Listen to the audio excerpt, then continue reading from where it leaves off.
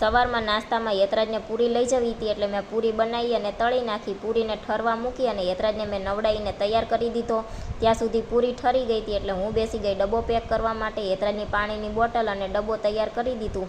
સવારમાં જયદીપ સૂતા હતા એટલે યતરાજને સ્કૂલે મૂકવા મારે જ જવાનું હતું. તો હું જઈ અને યતરાજને સ્કૂલે મૂકી આવી. ઘરે આવી અને મારે મંદિર સારું કરવાનું હતું.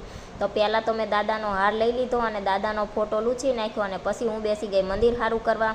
પહેલાં તો મેં કાનુડાને લૂઈ નાખ્યો. આ મારો કાનુડો છે, આ કાનુડાને ઘડીએ વળીએ રમવા લઈ લે એટલે આ કાનો મંદિરમાં હોય જ નહીં.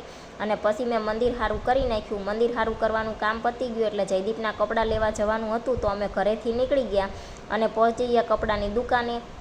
ત્યાં જયદીપને 2-3 જોડ જે કપડાં ગમ્યા હતા એ બધા એમને ટ્રાય કરી લીધા અને પછી અમે આવતા રહ્યા ઘરે.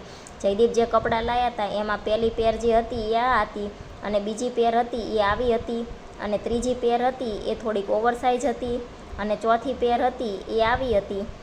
આટલા 4 જોડ કપડાં જયદીપ લાવ્યા હતા. વિડીયો ગમ્યો હોય તો લાઈક કરજો અને ચેનલને કરી દેજો.